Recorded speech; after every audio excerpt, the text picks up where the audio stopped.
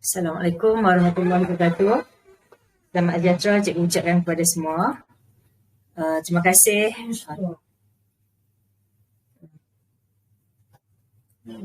Terima kasih kepada semua pelajar yang seawal.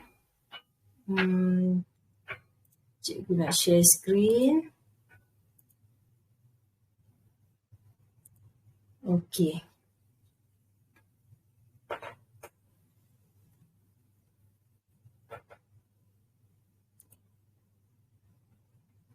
Boleh nampak kan skrin cikgu?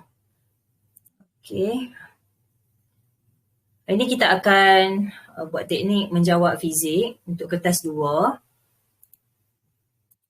Okey, cikgu harap awak boleh bagi jawapan ataupun kalau ada soalan awak boleh letakkan dalam discussion. Awak buka dekat kita punya program, buka kita punya channel. Dekat channel tu sekarang awak tengah duduk dalam join video kan? Okey, bawah daripada situ ada last sekali punya poster. Okey, poster yang ada 24 Ogos ni, bawah tu ada komen. Kalau ada soalan ke jawapan ke, cikgu boleh baca di situ. Okey, sebab cikgu tak boleh nak bagi awak cakap sebab cikgu kena buka window lain lah. Laptop cikgu tak boleh buat macam tu.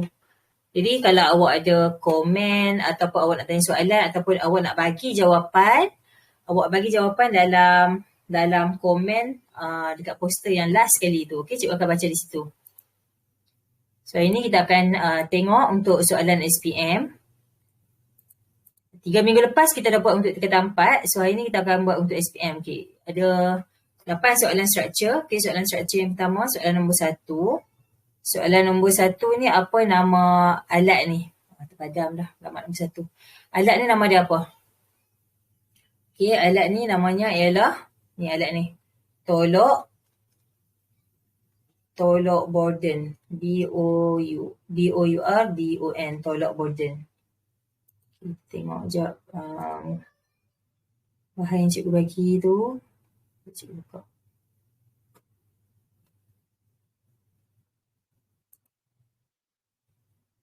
Okay, ni. Nama dia Tolok Borden. Nama dia Tolok Borden. Okay. Kuantiti fizik yang diukur.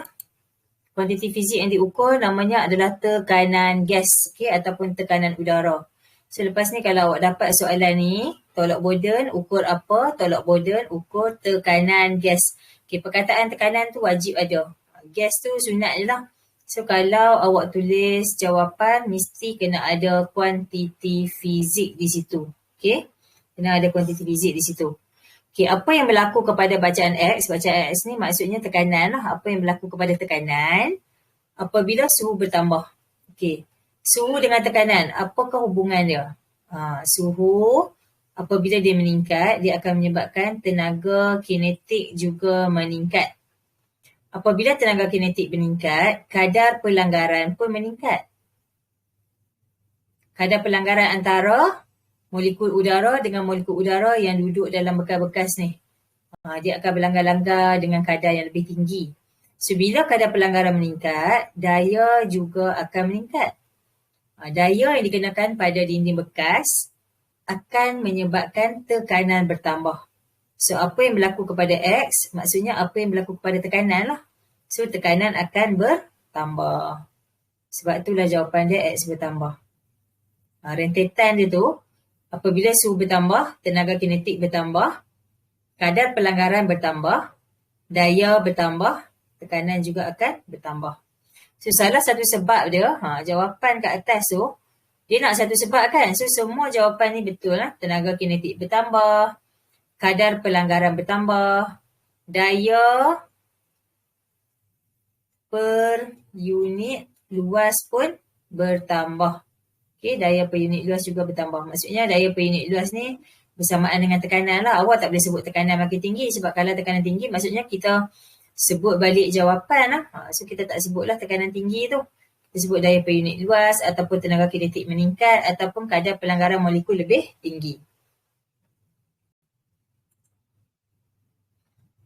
Okey, sekarang kita pergi ke soalan nombor 2. Soalan nombor 2 ni berkait dengan bab 6. Okay. Bab 6 tajuk dia cahaya dan optik. Okey, di sini diberikan image sebuah kereta. Okay, kita nampak dekat kereta ni, dalam kereta ni ada gambar lain, kita nampak ada gambar pemandangan yang lagi besar. Okay, apa tujuan kita guna cermin cembung di selekoh jalan ni? Cermin cembung dapat meningkatkan medan penglihatan. Maksudnya, kalau sekadar kita gunakan cermin biasa, kita akan nampak ruang tu kecil. Medan tu sikit lah, kita nampak sikit benda yang dalam tu. Tapi kalau kita guna cermin cembung, kawasan yang dia boleh rangkumi tu lagi besar.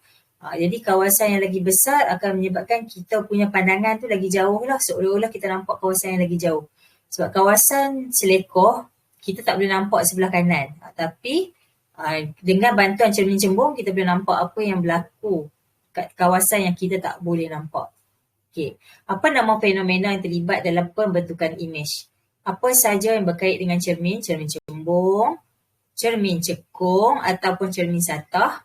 Ketiga-tiganya melibatkan fenomena pantulan. Okay, kalau dalam bahasa Inggeris, reflection.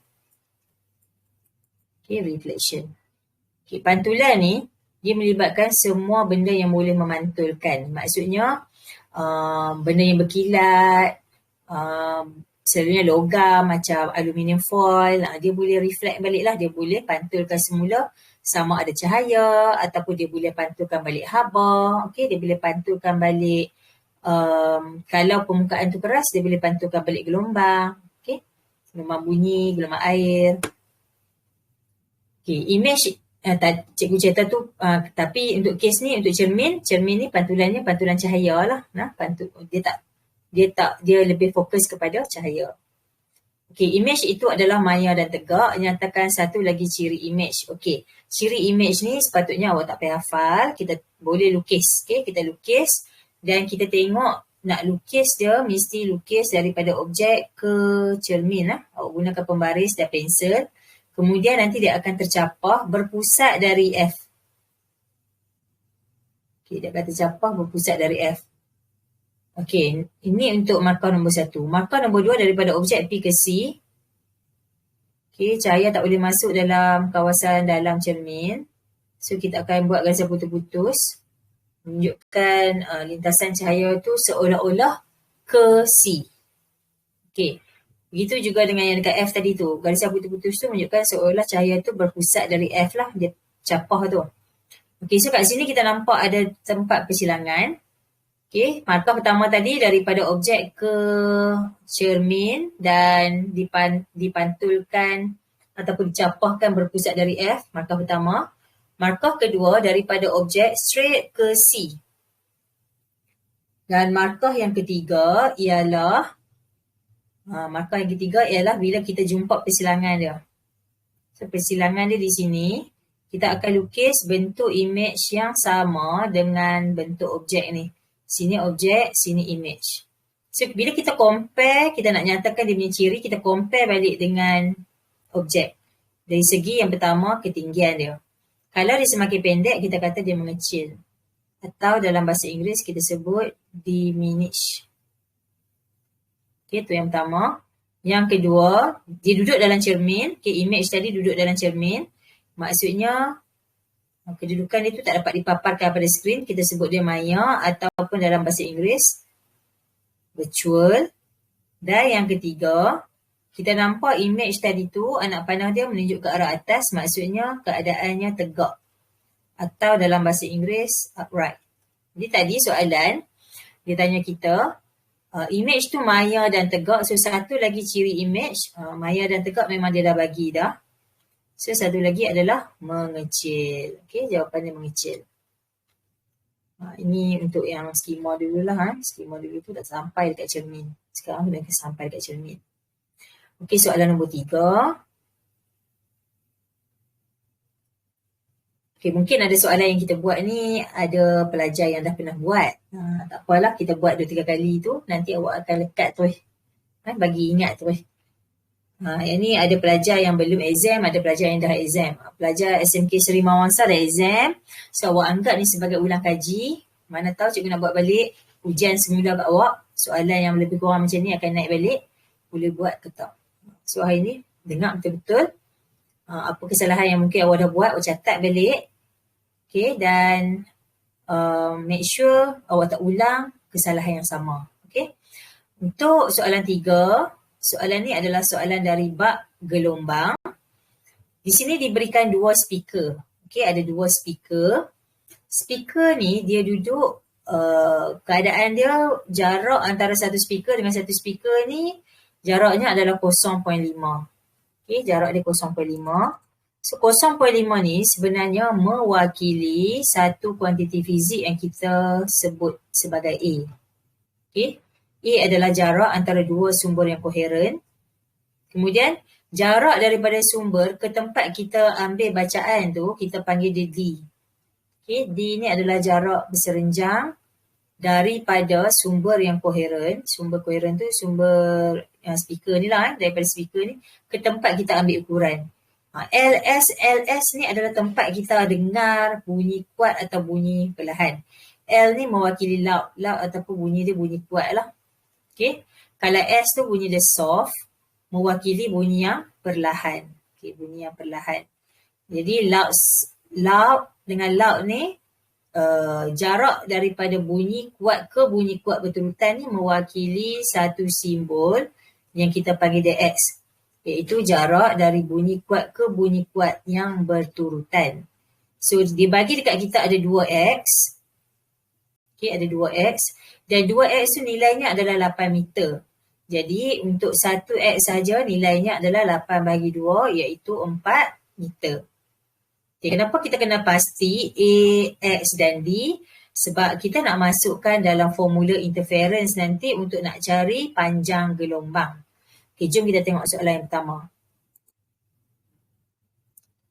Okay, soalan yang pertama ditanya apakah yang dimaksudkan dengan gelombang koheren. Okay, perkataan koheren tu membawa maksud gelombang tu adalah gelombang yang sama.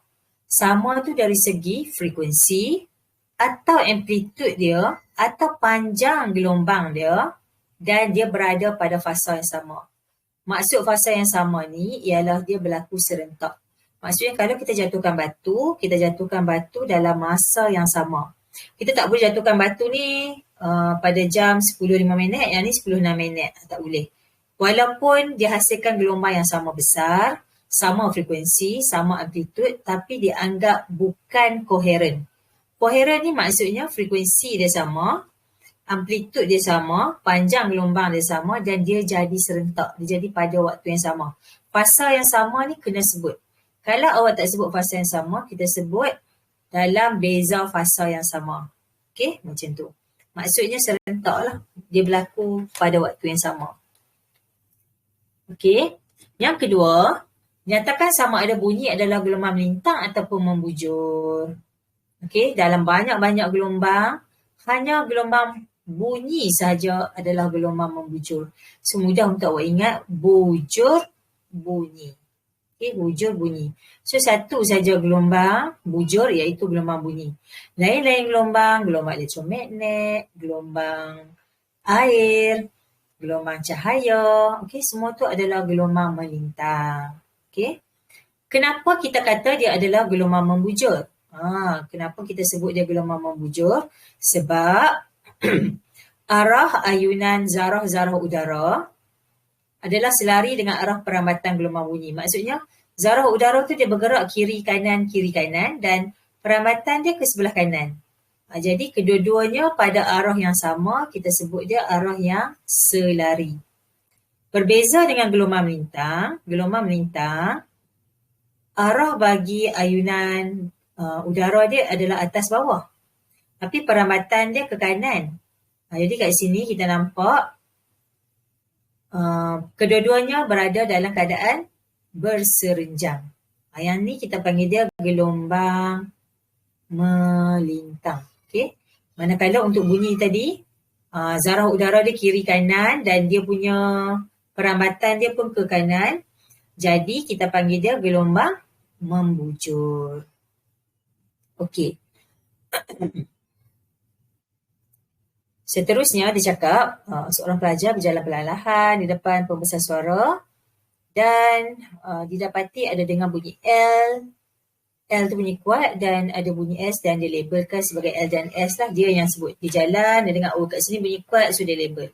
Okay, bila dia jalan lagi, dia tak dengar apa-apa, dia labelkan sebagai S. Jalan, dia dengar lagi bunyi kuat, dia label sebagai L. So, bila dia label, rupanya jarak antara L dengan L ni hampir sekata lah. Okay. Apa yang berlaku pada kawasan L? Bila dia sebutkan bunyi kuat. Okay, bunyi kuat ni maksudnya, di situ ada interference membina. Atau dalam bahasa Inggeris, constructive interference. Okay, constructive interference.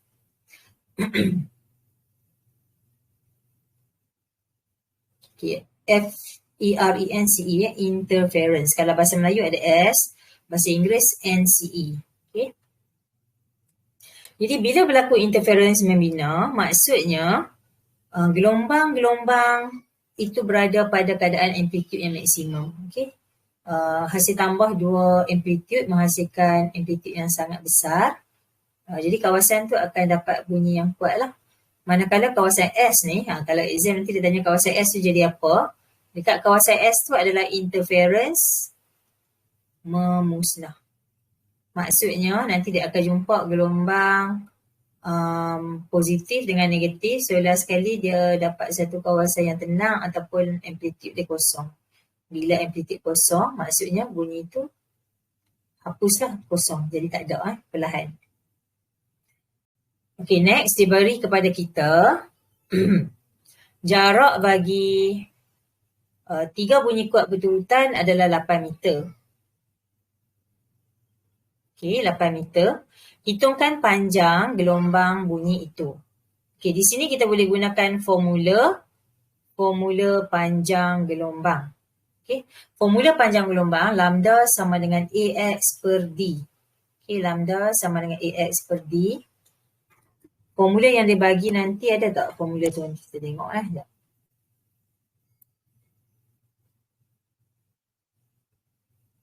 Formula di bawah, cuba tak kat sebelah pula.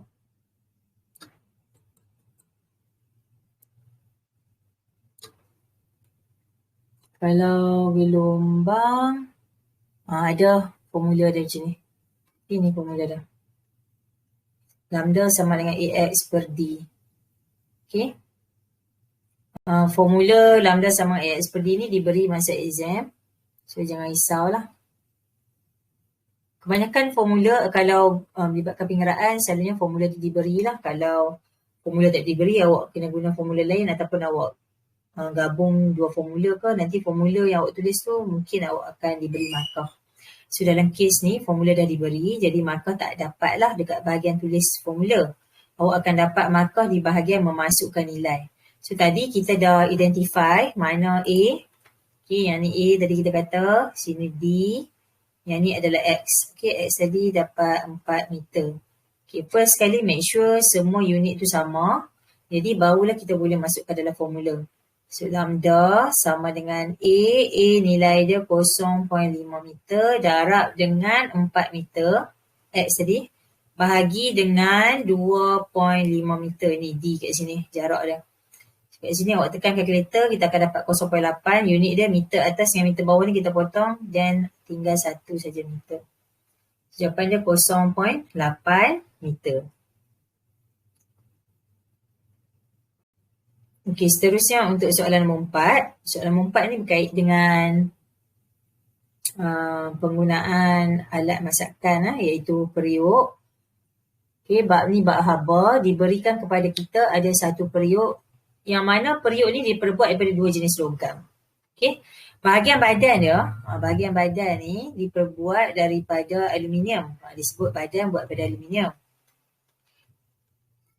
Manakala tapak dia, tapak yang bahagian bawah ni, kan bahagian bawah yang bulat tu kan, yang tu yang sampai belakang-belakang tu lah. Okay, diperbuat daripada kupra. Kenapa digunakan dua logam yang berbeza? Okay, yang pertama, aluminium dia digunakan untuk badan sebab dia nak pastikan yang periuk tu ringan. Sebab apa? Sebab kita tengok dekat sini, kalau kutupatan dia kecil, maksudnya dia ringan. Okay, dia ringan. Ketepatan kecil menunjukkan yang jisim dia kecil. M dia kecil. Tapi kalau ketepatan dia besar, 8,900, maksudnya M dia besar. Dia berat lah. Okay, kalau M kecil maksudnya ringan. Kalau M besar maksudnya dia berat. Okay. Jadi kawasan yang berat tu adalah kawasan tapak saja. Jadi di sini dia boleh bagi kestabilan. Okay, dia beri kestabilan dan bahagian badan tu lebih ringan pun tak apa sebab dia bahagian atas kan. Bahagian bawah tu yang pentingnya berat. Okay, muatan haba tentu pula berbeza. Kalau muatan haba tentu tinggi maksudnya dia lambat panas. Sebab dia perlukan banyak haba untuk dia meningkat suhu. Iaitu 900 Joule. Manakala kalau nilai muatan haba tentu dia kecil, ni 390 ni, maksudnya dia cepat panas. Dia sesuai lah dia gunakan kuprum dekat bahagian tapak ni. Sebab nanti api kan keluar kat bawah kan. Nanti api mana daripada bawah tu akan menyebabkan kuprum cepat panas. Bila dia cepat panas, masakan kita ni akan cepat masak lah. Tak adalah kita kena tunggu lama. Nak tunggu periuk panas pun dia tunggu setengah jam. Nak tunggu makanan masak pula, lagi lambat. So, lagi cepat panas, lagi bagus. Okay. Ya, apakah yang dimaksudkan dengan muatan haba tentu aluminium? Okay, kat sini kita boleh guna formula. Untuk definisi muatan haba tentu, boleh guna formula Q sama dengan MC theta. So, kalau dia tanya muatan haba tentu, maksudnya dia tanya C. So, kita keluarkan balik C sama dengan Q per M theta. Okay. Bukan semua definisi awak boleh dapat daripada formula. Tapi kebetulan yang cikgu bagi ni boleh ambil daripada formula lah. Formula ni memang dibagi dalam bab haba. Jadi C sama dengan Q per M theta. Q di sini membawa maksud haba. Banyak mana haba yang diperlukan. Okay. M pula maksudnya jisim. Okay. Untuk bahan yang berjisim 1 kilogram. Theta pula maksudnya suhu naik 1 darjah Celsius. Theta tu sendiri membawa maksud perubahan suhu. Okay. Jadi kalau kita gabungkan balik ketiga-tiga kuantiti fizik ni, kita punya definisi dia adalah sebanyak 900 Joule tenaga haba diperlukan untuk nak naikkan suhu sebanyak 1 darjah Celsius bagi objek yang berjisim 1 kilogram. Maksudnya kena ada ketiga-tiga kuantiti fizik itu dalam awak punya definisi. Okay. So bantuan dia kalaulah formula mana pun awak tak tahu nak gunakan. Bantuan dia unit pun kita boleh guna sebagai kita punya panduan. J di sini mewakili haba. Okay, mewakili haba. kg itu mewakili jisim. Darjah Celsius mewakili kenaikan suhu. Okay. Jadi cikgu harap walaupun definisi dia panjang, tapi awak still boleh figure lah macam mana kita nak tulis balik dia punya definisi. Markah untuk definisi ni satu markah saja. Means kalau awak tertinggal perkataan dan definisi awak tak lengkap, awak tak layak dapat setengah markah lah. Jangan kata, oh bagilah setengah cikgu, tak boleh. Sebab masa exam memang markah dia satu saja. Satu atau kosong nak yang mana? Dia tak ada tengah-tengah. Setengah tak ada. So kita ada satu markah. Betul dapat satu. Tak betul kosong. So kalau tak lengkap maksudnya tak betul lah. Okey. Kita try untuk soalan pengiraan pula. Periuk digunakan untuk masak makanan. Suhu awal dia adalah 25 darjah Celsius. Ni adalah suhu awal. Suhu nyalaan pula adalah suhu akhir. Maksudnya bila dia letak dekat api. Bila letak dekat api tu sendiri suhu dia 400 darjah Celsius. Periuk tadi sejuk. Dia nak jadikan periuk tu 400 darjah Celsius, maksudnya dia kena naikkan suhu periuk sebanyak 375 darjah Celsius. Okay. Soalan pertamanya dia tanya kita jisim kuprum berapa. Macam mana nak cari jisim kuprum? Okay, dia bagi kat kita kat sini isi padu. Bila dia bagi kat kita isi padu, maksud kita ada V.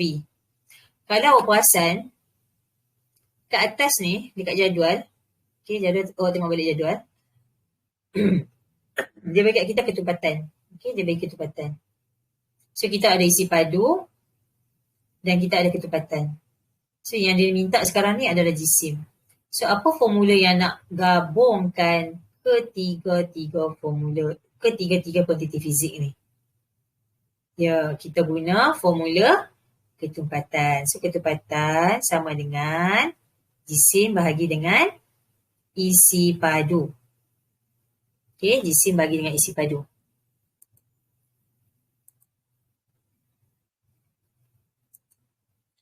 Okey, jisim bagi isi padu.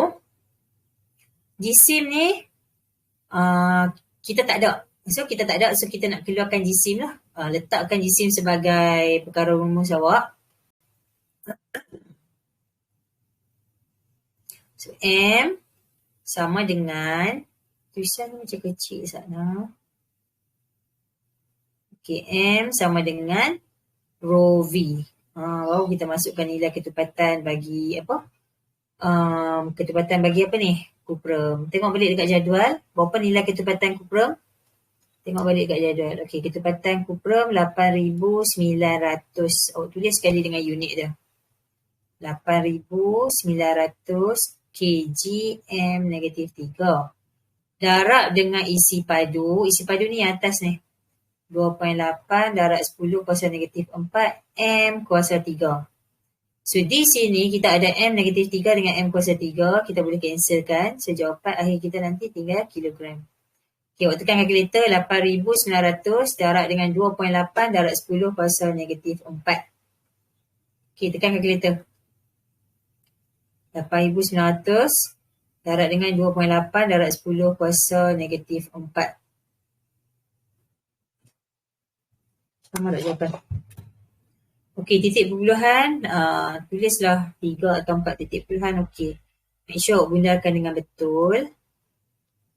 Okey, tapi ada juga pengiraan yang awak tak boleh letak titik perpuluhan yang sikit macam cacat jisim, awak kena letak banyak lah titik perpuluhan dia. Kalau macam ni tak apa.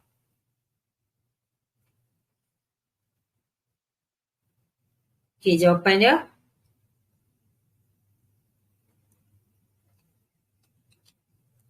2.492 sama jawapan kita.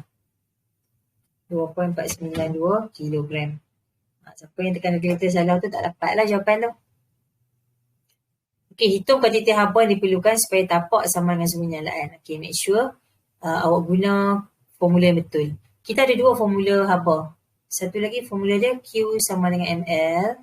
Satu lagi Q sama dengan MC theta. Bila kita nak guna MC theta, bila kita nak guna ML. ML ni kita guna kalau ada perubahan fasa.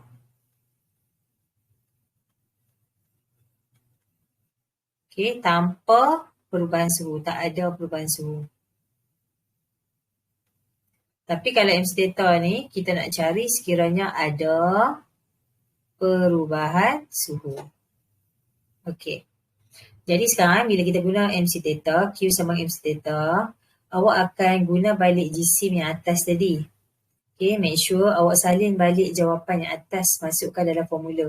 Jangan guna nilai lain. Jangan guna awak jangan, bila kat atas 2.492, awak rasa macam jawapan awak salah, awak ambil jisim lain. Tak boleh. Kalau jawapan awak salah sekalipun, awak tetap kena masukkan dalam formula yang sama supaya awak dapat markah memasukkan nilai. Okay. So, kalau kita masukkan nilai Q sama dengan 2.492 kilogram. Darab dengan C. C adalah muatan haba tentu. Muatan haba tentu siapa? Muatan haba tentu kuprum. Sebab dia kata tapak kan? So, kita tengok muatan haba tentu kuprum. Okay, nilai dia 390. Tengok balik dekat jadual lah. Okay, 390 J. Kg negatif 1, darjah Celsius negatif 1. Okey, darab dengan theta. Theta tadi 400. Okey, daripada 25 darjah Celsius nak jadi 400, maksudnya kenaikan dia 375 darjah Celsius. Okey, bila kita tekan kalkulator, mana perlukan jawapan ini? Jawapan salah. Bila tekan set kalkulator, 2.492 darab 390 darab 375. Okey, betul. 36, 44, 55. Okey. Kg dengan Kg negatif 1 ni, dengan Kg ni awak boleh cancel. Darjah Celsius negatif 1, darjah Celsius ni cancel. So, jawapan akhir kita unit dia tinggal J je. Itu jawapan dia.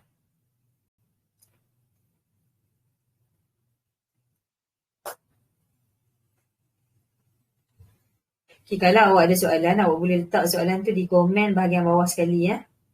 Cikgu tak nampak lagi sebarang komen, so cikgu assume semua faham lah tu. Okey, apakah prinsip fizik yang terlibat apabila suhu tapak sama dengan suhu nyalaan? Okey, kat sini dia punya tips dia ada dekat perkataan sama.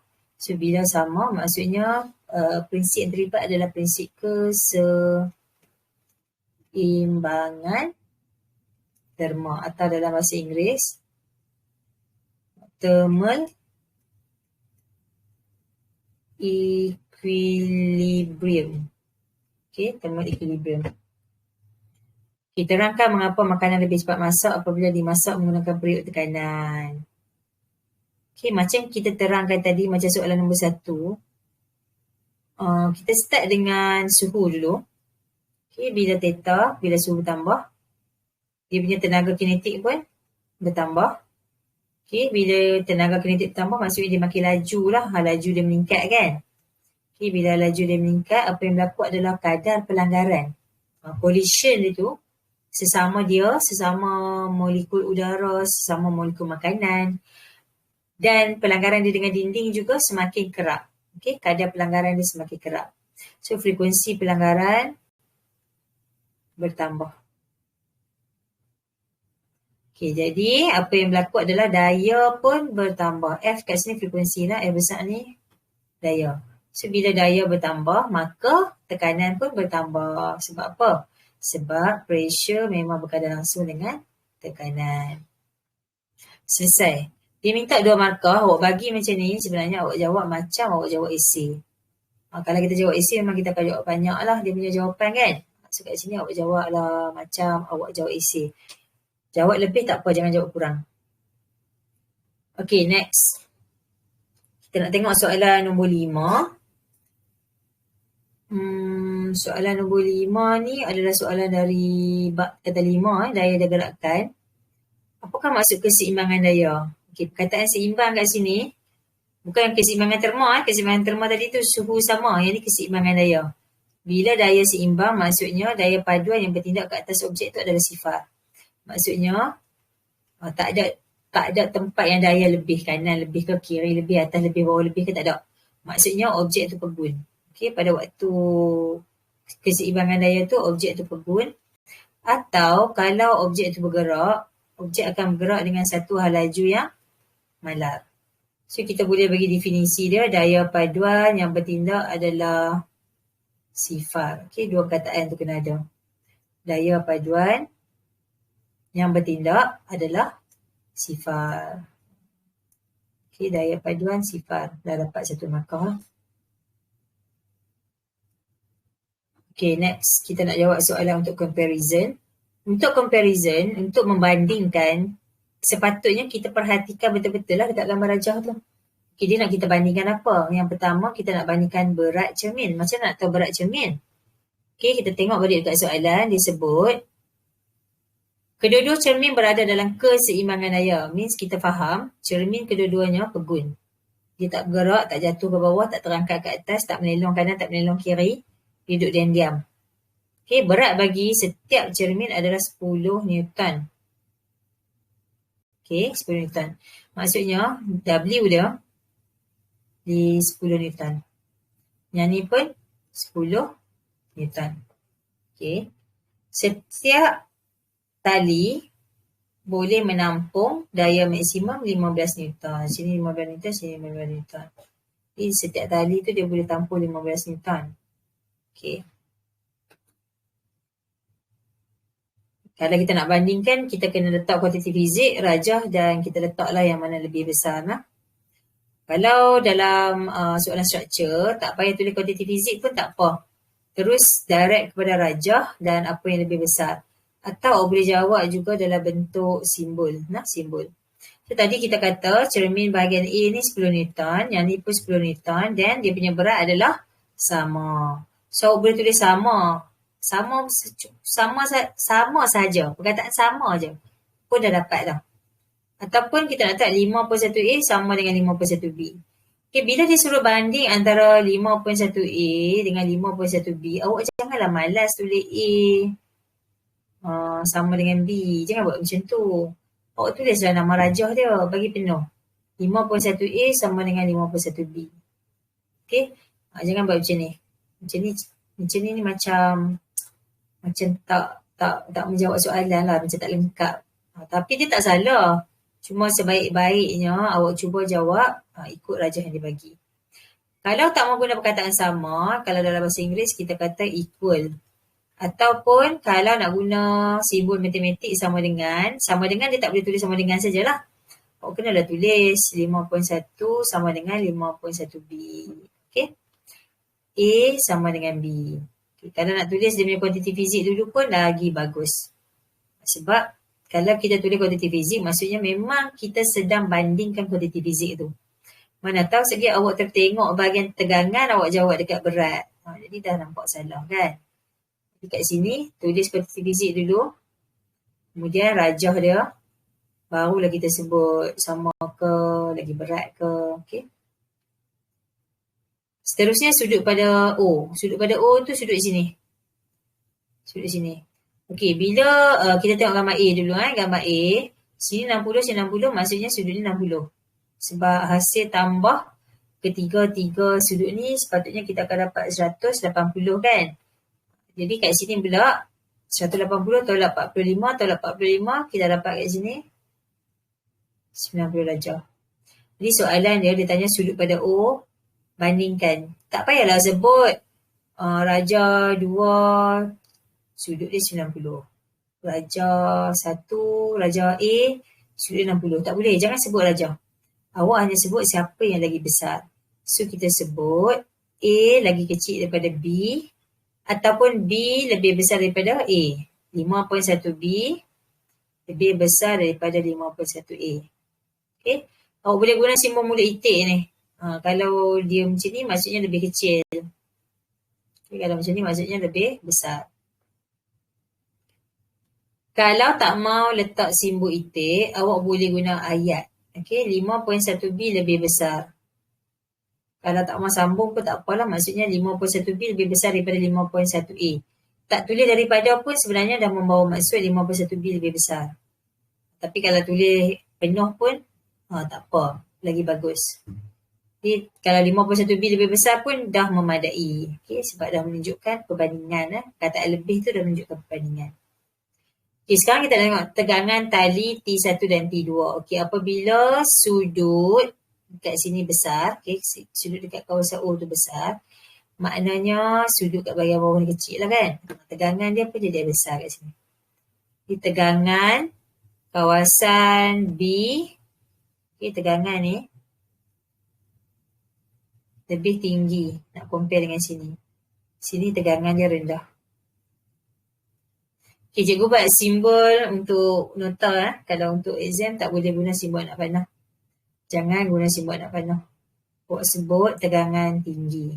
Okay, tegangan tinggi. Sini tegangan rendah.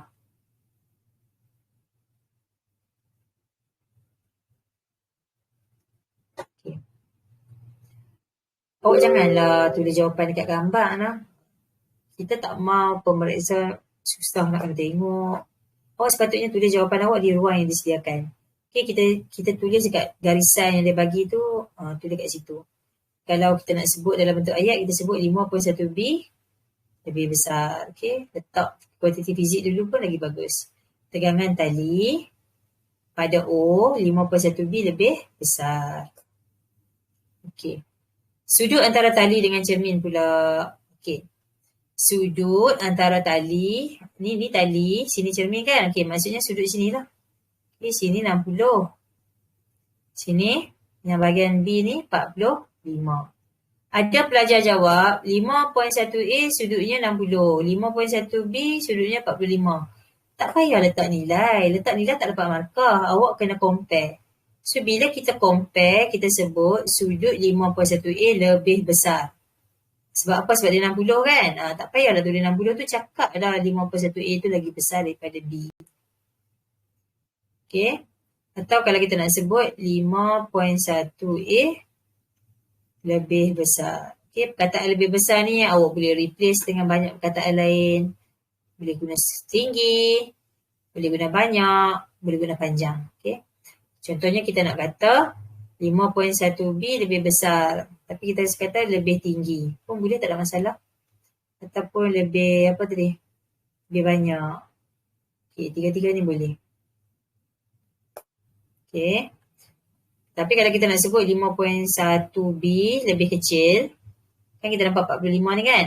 So kita nak kata 5.1B lebih kecil. Perkataan-perkataan lain kita boleh guna lebih rendah,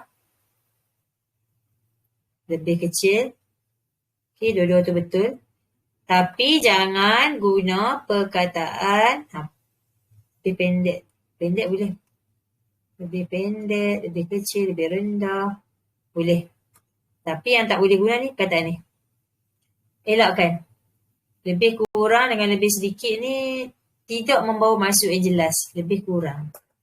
Lebih kurang, lebih sedikit. Tak boleh, tak boleh. Awak punya jawapan tu kena reject tak boleh. Tak payah tengok lah. Okay, kalau dalam bahasa Inggeris tak ada masalah. Kalau dalam bahasa Inggeris kita nak kata lebih besar, kita sebut 5.1A is higher than.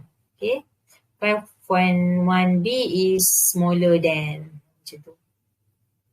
Dan kita nak hubung kaitkan sudut. Sudut apa ni? Sudut. Okay, turun tambah sat lah. Okay, ni kalau pelajar sekolah cikgu, sudut ni tak tahu sudut apa kan.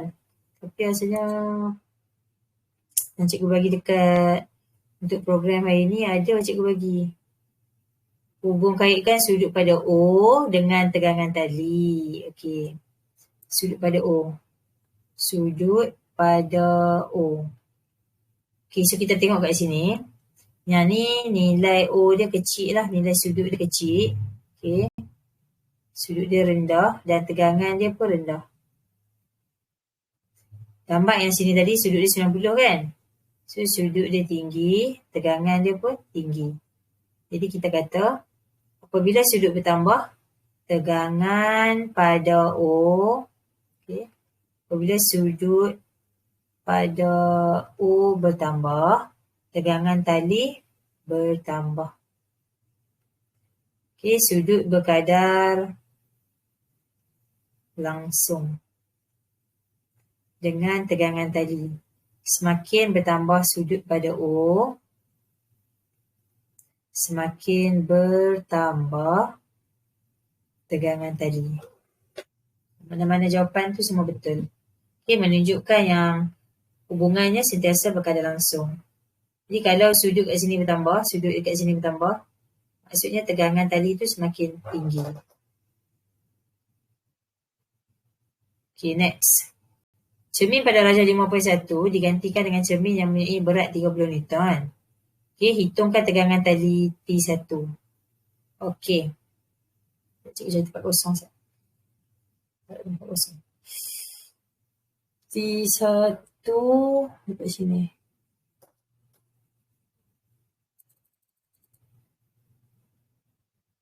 Okey, kita tengok gambar ni. Yang segitiga ni ya. Segitiga ni, dia punya, kalau kita nak cari macam ni tak boleh, selalu kita buat bagi jenis 90 darjah lah. Okay, kita keluarkan balik segitiga ni. Yang ni tadi kita kata 60 kan, maksudnya tengah-tengah ni tinggal berapa? Tinggal 30 lah. Sini jadi 90.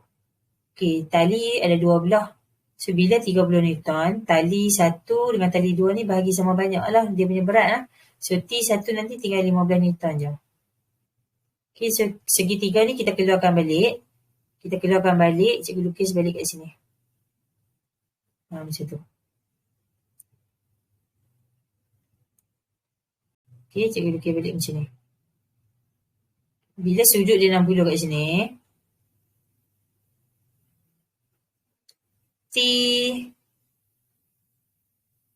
T1 kita boleh cari guna formula sin.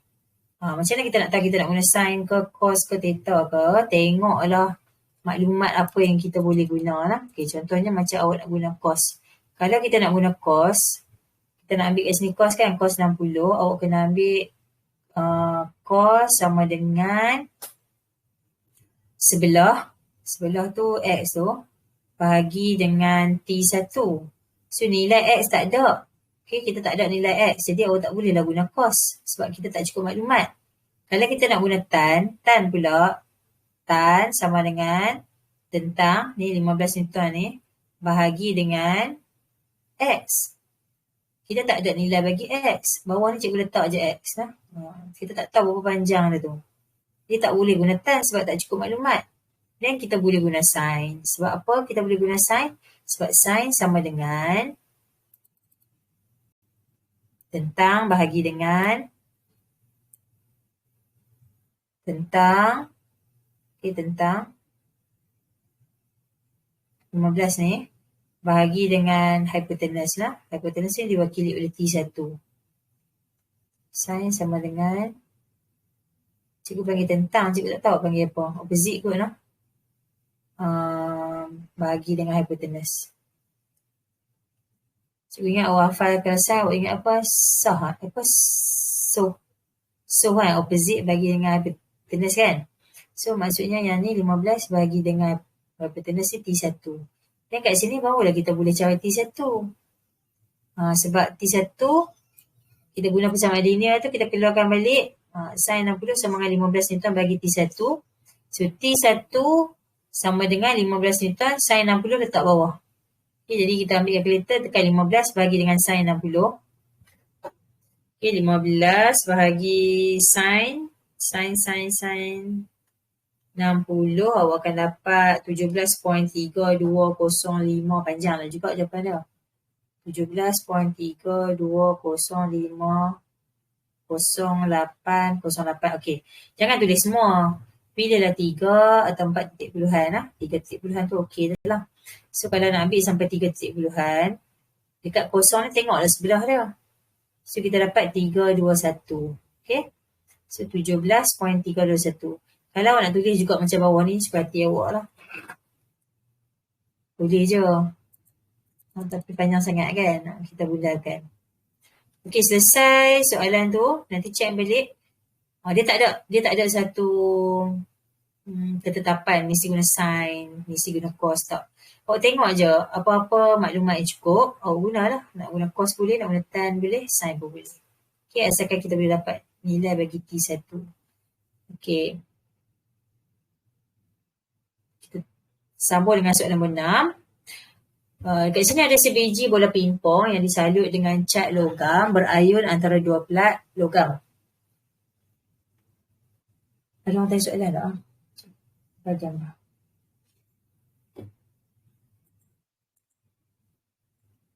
Okey, tak ada soalan. Tak ada soalan, okey lah. Awak semua, cikgu rasa awak faham lah sebab awak tak ada soalan kat cikgu. Okey, Raja menunjukkan sebiji bola pingpong yang disalut dengan cat logam. Okey, yang ni, yang tengah-tengah ni, kalau dia kuning sikit lah kan, kata logam kan. Yang ni logam. Okey, sini logam. Dia bola pingpong. Tapi dia rendam dengan cat logam. Maknanya dia dah jadi konektor. Okey, dia dah jadi konektor. Okey, kemudian dia ikat dengan benang. Bila dia ikat dengan benang, maksudnya bola logam tu dia punya cas dia akan duduk dalam kawasan ni je lah. Dia takkan terpindah ke atas. Sebab benang kan bukan konduktor. Konduktor tu bola tu sendiri. Okey, bola tu sendiri.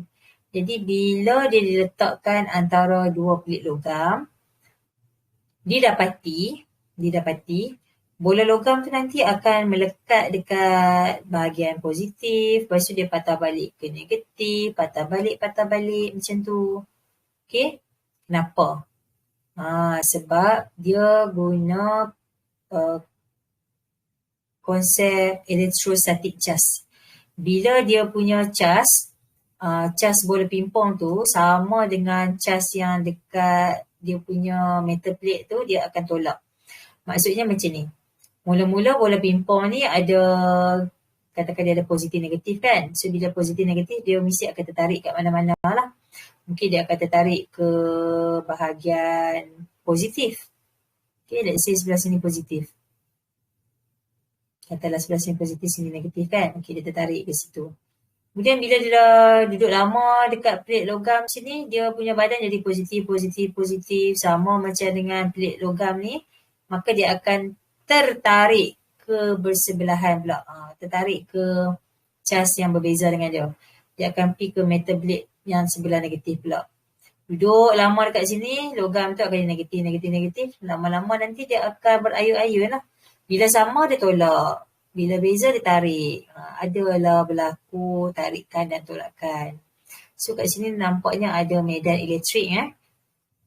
Bila ada perbezaan cas, maksudnya akan ada konduktor yang tertarik atau tertolak. Maksudnya kawasan ni ada medan elektrik lah. Okay. Didapati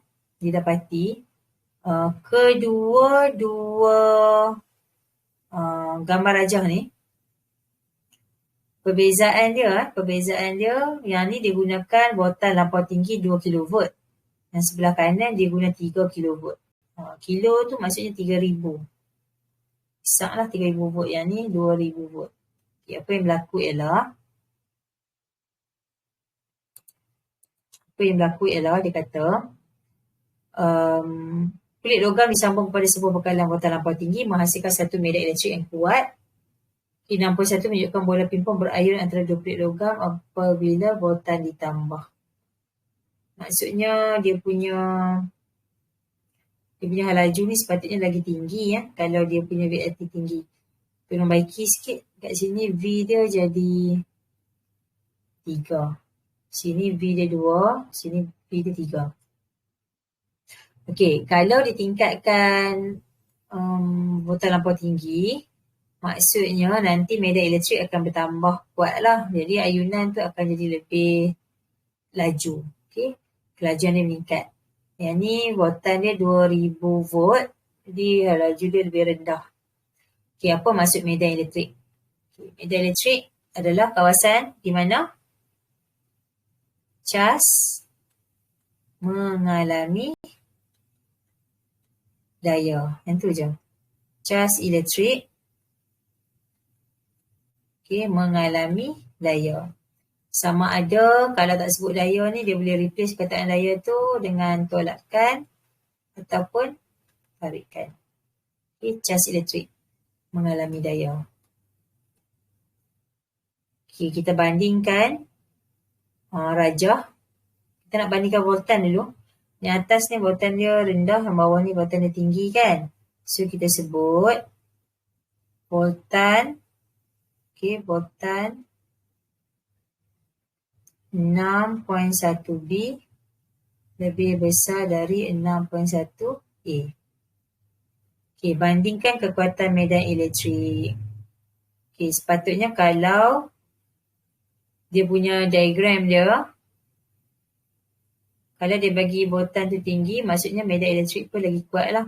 Jadi kita sebut kekuatan medan elektrik 6.1B lebih besar dari 6.1A. Okey, bandingkan hal laju. Okey, hal laju ayunan bola pingpong yang bahagian bawah lagi besar lah. Kalau cikgu bagi salah yang ni pun sepatutnya awak boleh agak dah. Kalau medan elektrik dia kuat, mestilah dia punya hal laju bola pun tinggi. Okay, jadi sepatutnya, nampak kat sini, sepatutnya hal laju pun cikgu tak letak tau. Nilai laju tak payah letak pun, awak dah sepatutnya tahu berapa hal laju dia. Kalau kekuatan medan elektrik dia tinggi, maksudnya hal laju dia pun besar. Jadi di sini kita sebut hal laju ayunan bola pingpong. Kalau nak tulis semua tak apa. 6.1B lebih besar dari 6.1A. Okey, hal laju ayunan bola pingpong B lagi besar dari A. Nyatakan hubungan antara voltan lampau tinggi. Voltan lampau tinggi tu voltan yang lebih yang 1000 tu lah. Voltan lampau tinggi dengan kekuatan medan elektrik. Kita nampak kalau dia punya VLT tinggi, mestilah hal laju dia pun tinggi. Maknanya kekuatan medan elektrik dia pun tinggi.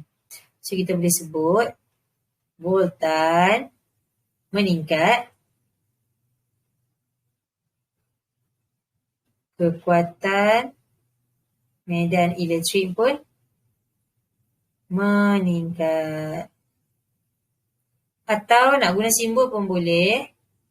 Voltan berkadar langsung dengan kekuatan medan elektrik. KMD tak boleh lah. KMD tu tulis nama penuh dia, kekuatan medan elektrik. Okay, voltan berkadar langsung dengan kekuatan medan elektrik. Maksud cikgu simbol tu simbol ni. Simbol alpha ni. Boleh guna.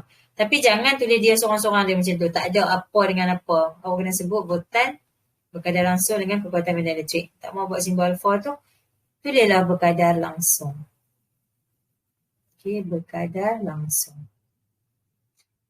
Make sure kena ada kuantiti fizik apa berkadar langsung dengan kuantiti fizik apa. Okay, nyatakan hubungan antara voltan lampau tinggi dengan kekuatan medan elektrik. Ni soalan atas tadi kan. Kita dah jawab dah. Voltan berkadar langsung dengan kekuatan medan elektrik. Okay, hubung kaitkan kekuatan medan elektrik dengan kelajuan ayunan. Kekuatan medan elektrik berkadar langsung dengan kelajuan ayunan. Okay, apa yang berlaku kepada laju bola pingpong jika jarak antara dua pelik bertambah? Jadi apa kalau kita jarakkan, kita letak pelik ni jauh. Pelik ni duduk kat sini. So bola pingpong tu dia punya jarak dia nak pergi ke kanan, nak pergi ke kiri tu jauh. So apa yang berlaku kepada laju dia? Rupanya bila dia makin jauh, laju bola pingpong akan berkurang. Kenapa berkurang? Sebab bila jarak bertambah, kekuatan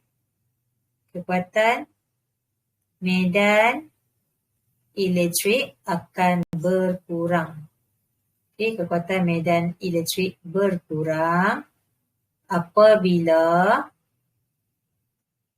jarak pelik bertambah. So, kat mana kita nak dapat jawapan? Yang pertama kita sebut laju berkurang. Yang kedua kita sebut kerana kekuatan medan elektrik pun semakin lemah. Kalau tak mau guna perkataan berkurang, sebut lemah pun boleh. Makin jauh, kekuatan medan elektrik akan jadi semakin lemah. So, apa yang berlaku kepada pergerakan bola pingpong jika sumber BLT dimatikan? Jadi apa kalau kita matikan sumber? So, tak ada 1,000, tak ada 2,000, tak ada 3,000, tak ada. Apa yang berlaku ialah nanti bola pingpong akan pelik kanan dengan pelik kiri tak jadi positif negatif dah. Jadi bola pingpong akan pegun. Tak bergerak. Dia duduk diam-diam. Okay. Sebab apa? Sebab bila kita off current, sebelah kanan dengan sebelah kiri dah tak ada perbezaan. Tak ada perbezaan cas. Sama je. Dia pun sebenarnya tak ada cas. Okey, soalan nombor 7. Ada dua jenis periuk tekanan. Gambar periuk pun tak ada kat sini. Periuk tekanan tu adalah periuk tekanan yang mempunyai ciri martabat tertentu dan injap lah. Okay. Untuk martabat tertentu badan periuk, badan tu pot dia lah pot. Okay, pot dia 400. Kalau kita nak cepat panas, kita kena pilih muatan haba tertentu rendah kan. So kita pilih 400 sebab cepat panas. Kalau kita pilih yang 1449 ni, dia lambat panas. Kita nak cepat panas. Kalau nak masak, mesti nak masak lagi cepat kan. Dia lambat panas. Pemegang periuk tu, pemegang tudung tu kita nak buka tu, kita tak payah pegang guna kain. Kita boleh pegang terus sebab dia punya 1890. Bukan 890 lah, 1890 pernah baik kisah. Kalau 890 pun okey lah sebab dia lebih daripada 85. Tapi kalau 1890 ni memang sifat dia sebagai penebat. Okay. Kita pilih yang ni sebab dia bersifat penebat. Kenapa? Bila dia punya nilai muatan haba tertentu tinggi, maksudnya dia lambat panas. Okay, dia lambat panas. Kita tak mau pemegang tu cepat panas. Sebab kita tak mau pegang dia dalam keadaan dia panas. Jadi kita nak jadikan dia sebagai penebat. Dan sekaligus dia akan kawal haba yang ada dalam periuk dalam tu lah. So lambat panas. Dan sini pula tak sesuai sebab dia cepat panas. Bahagian luar lagi panas daripada bahagian pot. Letak garam nanti luar yang panas. Nak pegang luar tak boleh. Dalam dia tak panas lagi. Okay, dari segi injak keselamatan, kalau periuk tekanan memang wajib ada injak keselamatan. Okay, sebab apa? Sebab kita nak release extra pressure tu.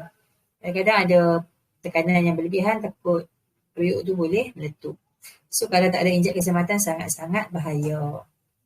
So soalan nombor 7 ni adalah soalan start dengan definisi lah. Apa maksud haba? Haba ni adalah sejenis tenaga. Tu je. Apa maksud haba? Haba adalah tenaga. Tenaga yang boleh meningkatkan suhu ke apakah tu semua untuk Sarawak lah. Tapi perkataan tenaga tu. Okay, dapat tenaga tu cikgu dah bagi 1 point. Okay, nombor 7. Dah kecil lah. Tadi kita dah pilih dah kan? Okay, sekarang ni dia suruh kita nyatakan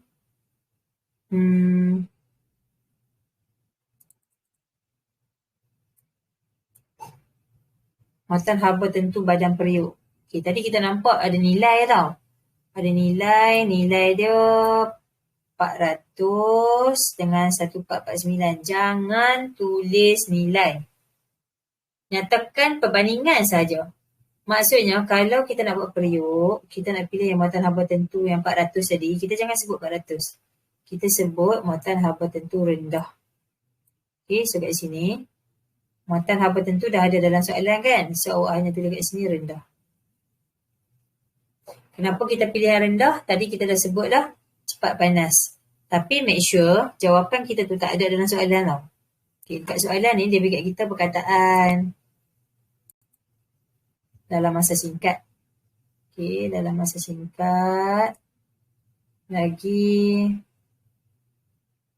digunakan untuk menyediakan. Okay. Maksudnya perkataan masa singkat tak boleh jadi reason kita. Kita boleh guna perkataan-perkataan lain yang membawa maksud mungkin hampir sama, tapi jangan guna perkataan tu lah. So kat sini kita boleh sebut nak kata apa kalau badan periuk muatan haba tentu rendah, kita kata cepat panas. Cepat tu masa berkaitan dengan masa kan. Macam nak sama lah pula. Kalau rasa tak sure, tulis satu lagi jawapan yang tak kontradik. Cepat panas tu betul sebenarnya. Tapi cuma takut skema tahun tu, sebab kat atas dia cerita pasal masa, bawah pun kita cerita pasal masa, takut tak dapat. So kita boleh sebut satu lagi. Perlukan haba yang rendah. Haba kecil untuk naikkan suhu. Ini pun boleh. Sebab kita tahu kalau C kecil, C sama dengan Q per M theta, C dia berkadar langsung dengan Q. Maknanya semakin kecil nilai C, semakin kecillah haba yang diperlukan untuk nak naikkan dia punya suhu. Okay. So haba yang rendah. Haba yang kecil untuk nak naikkan suhu. Kita guna itu jawapannya. Okay, lagi muatan haba tentu pemegang periuk tadi, kita nak pilih yang nilai dia besar tadi. 1890, yang ni 485, jangan tulis 1890. Awak tulis muatan haba tentu tinggi. Kenapa? Lambat panas. Okay, kalau risaulah perkataan lambat panas ni tak dapat markah, kita guna perkataan yang satu lagi kat bawah tu. Perlukan haba yang tinggi untuk tingkatkan suhu. Jadi haba yang tinggi nak perlukan untuk tingkatkan suhu, sementara nak tunggu haba tu tinggi, nasi pun dah masak, tak sempat pun periuk tu panas. Pemegang periuk panas. Jadi selamatlah kalau awak pegang ni. Jadi kewujudan injak keselamatan, yes, kena ada kan? Perlu wujud, ya. Ataupun kita kata wujud, kena ada. Mana-mana jawapan lah. Reason dia untuk nak release extra pressure. Nak bebaskan tekanan berlebihan.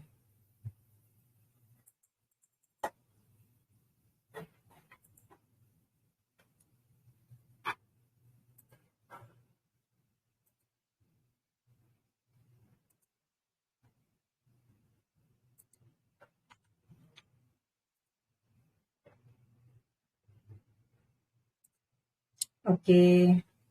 Alhamdulillah ramai yang join. Okay, cikgu harap awak masih ada dengan cikgu sebab kita baru sampai soalan 7. Okay, ada lagi 4 soalan. Sekarang kita ke soalan nombor 8. Soalan nombor 8 adalah soalan kegravitian.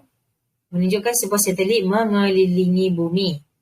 Apa maksud halaji lepas? Okay, perkataan halaji lepas ni kena ada dua perkara pertama dia. Yang pertama adalah halaju minimum. Okay, halaju minimum untuk apa? Untuk suatu objek tu nak atasi dia punya daya graviti. So, daya graviti tu kalau dia boleh atasi, maksudnya dia boleh terlepas ke angkasa lepas. So, dua point tu kena ada lah halaju minimum yang diperlukan oleh objek yang ada dekat bawah ni, dekat bumi ni. Dia nak atasi dia punya berat dia, nak atasi dia punya daya graviti dia supaya dia boleh terlepas. Dia dah tak ada ikatan dah dengan bumi. Itu maksud halaju lepas. Ni manfaat halaju lepas ada banyak. Okay, salah satu dia berupaya mengekalkan lapisan atmosfera. Molekul-molekul udara tak akan terlepas. Kapal terbang boleh terbang pada altitud tinggi. Dan objek tidak akan terlepas ke angkasa lepas. Dia nak dua je. Tulis satu, ni ada 3 kan. Pilihlah mana-mana. Okey, soalan ni soalan cikgu dah buat kot dengan form 4 itu. Tak apalah, kita ulang balik. Rangkaian satelit diperlukan untuk menyiarkan secara langsung anugerah Grammy itu. Kita ada beberapa jenis satelit, sudut liputan dan tempoh orbit. Okey, kat sini kalau kita nak satelit tu sentiasa ada di atas bumbung kita, ikut kita pergi mana-mana, kita kena pilih satelit Joe Pegun. Okey, Joe Pegun. Tak boleh pilih satelit non-Joe Pegun. Sudut liputan mesti besar sebab kita nak make sure coverage area dia, kawasan liputan dia luas. Okey. Keluasan liputan tu luas. Keluasan liputan tinggi. Okey, tempoh orbit. Nak bagi sama dengan putaran bumi means awak kena guna sistem 24 jam punya orbit lah. Tempoh dia adalah tempoh 24 jam. Okey, di sini untuk sudut, yes, kita boleh guna sudut besar. Kalau untuk tempoh, kita sebut 24 jam. Jadi kita tengok sikit perbezaan antara satelit geostationary dengan bukan stationary tu. Kat sini dia kata kalau Joe Pegun tadi, ini Joe Pegun, arah pergerakan dia sama dengan arah pergerakan bumi. Okey. Tapi kalau yang bukan Joe Pegun, arah pergerakan dia tak perlu sama dengan pergerakan bumi. Okey. Dia punya pergerakan kalau Joe Pegun ni mesti 24 jam. Tapi kalau bukan Joe Pegun boleh je jadi berapa jam. Mungkin lebih pendek daripada 24 jam. Ataupun lebih laju dari tu lah. Okey. Dia punya kedudukan dia akan berada pada kawasan yang sama lah. Dia punya level dia sentiasa sama. Dan ketinggian dia pun sentiasa sama. Location dia tu. Location kalau atas bumbung kita lah. Cuma mungkin kalau kita tak nampak sebab dia duduk atas awan. Selalunya satelit yang terlibat adalah satelit komunikasi. Okay, contohnya Miasat. Manakala kalau yang bukan Joe Pegun, kita guna GPS ataupun untuk ramalan cuaca. Kedua-duanya masih gunakan formula V dengan T yang sama. Okey, so kalau kita nak kaji keempat-empat satelit tu, yang paling sesuai sekali adalah satelit Joe Pegun. Okay, pun tulislah kat sini satelit Joe Pegun. Okay, kenapa? Sebab sama tinggi dengan, sentiasa ketinggiannya sama daripada permukaan bumi. Ataupun kita boleh sebut above the same geographical location. Lokasi dia sentiasa sama. Lokasi sentiasa sama. Nak dia duduk kat Amerika, atas Amerika je dia duduk. Okay.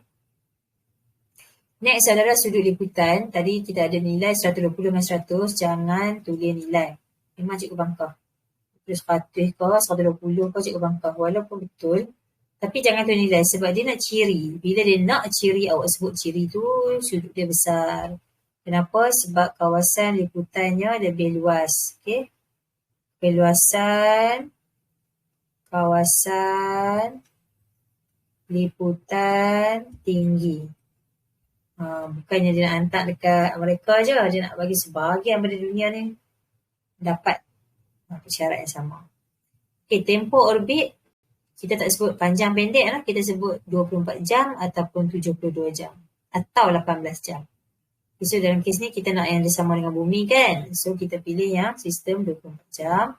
Sebab apa? Sebab sama dengan pergerakan, sama dengan putaran bumi. Putaran bumi kita 24 jam. Bumi nak patah balik ke tempat yang sama, ambil masa 24 jam.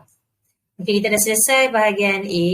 So, cikgu akan sambung dengan bahagian B sebentar lagi. Cikgu nak record untuk second dalam record yang kedua. So, yang ni cikgu off dulu record. So, cikgu akan buka satu lagi sekejap. Buat satu lagi sekejap. Tak mau panjang sangat, nanti susah bila nak buka.